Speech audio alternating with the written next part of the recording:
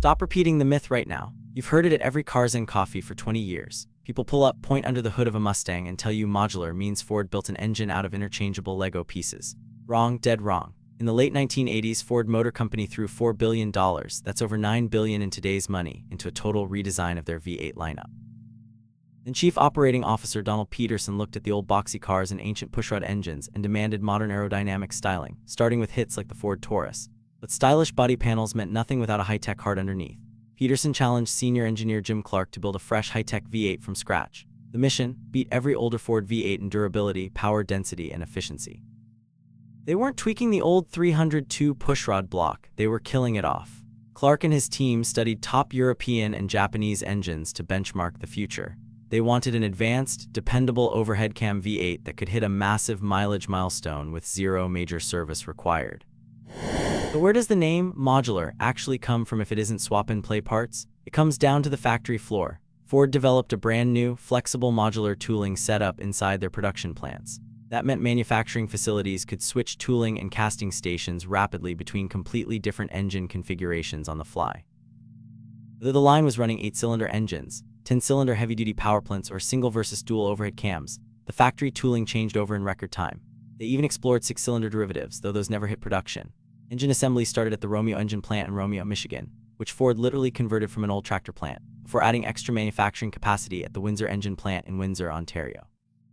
The whole architecture was standardized around a uniform cylinder bore spacing of 3.937 inches, or exactly 100 millimeters.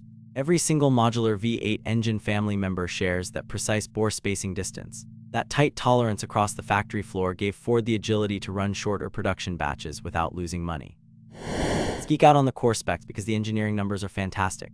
Jim Clark's team designed a 90-degree V-angle block with a bore of 3.552 inches and a stroke of 3.543 inches. Do the math, that gives you a displacement of 4.6 liters or 280.8 cubic inches.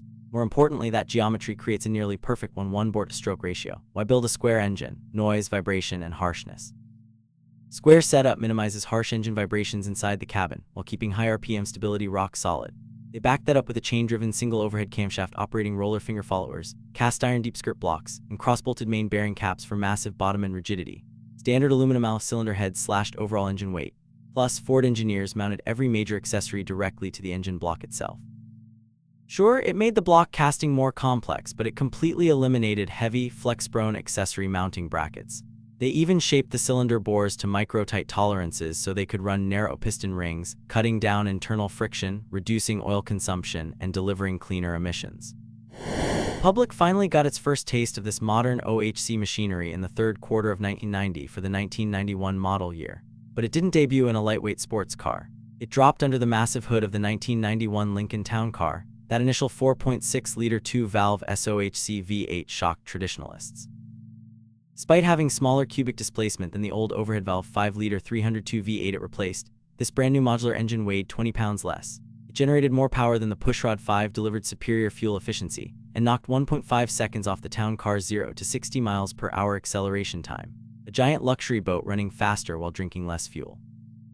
That proved overhead cam tech wasn't just a European gimmick, it was the future of American V8s. From that moment on, Ford's modular engines grew to become the primary gasoline V8 and V10 engines across the entire Ford, Lincoln, and Mercury lineup.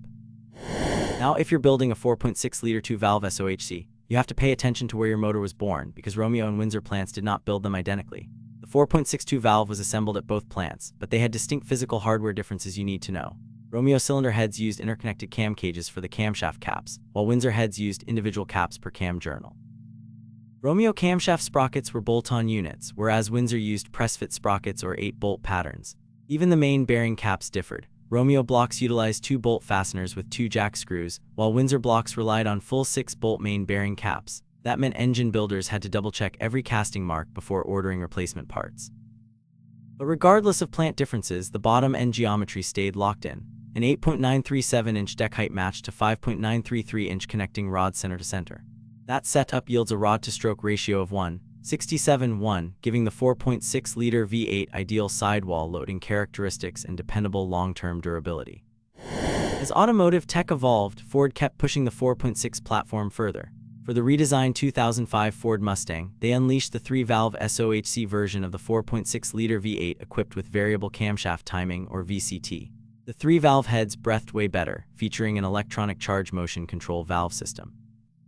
This CMCV setup choked down the intake runner area at low RPM to increase air velocity, packing a punch in low RPM torque while maintaining super clean emissions.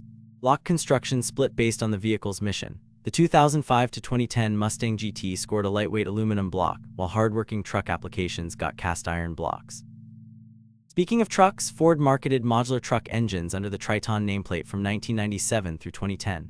Meanwhile, high-end SOHC 4-valve versions wore the prestigious Intech name under the hoods of Lincoln and Mercury vehicles.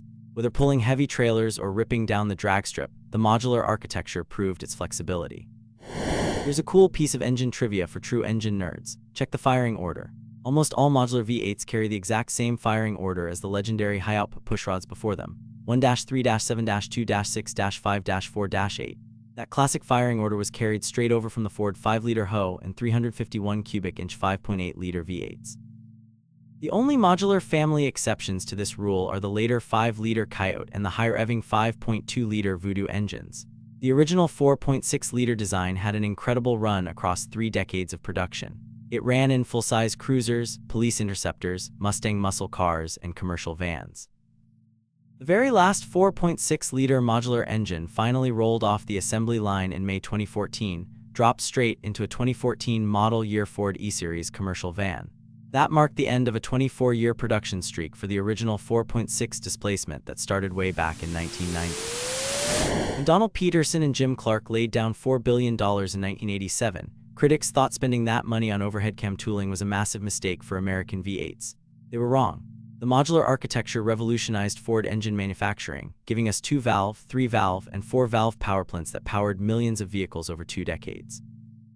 It delivered 100,000-mile reliability, lighter weight, and better fuel economy without giving up that signature American V8 sound. Next time somebody tells you modular means interchangeable parts, drop the real history on them. Hit that subscribe button, leave a comment with your favorite modular-powered ride, and we'll see you in the next deep dive.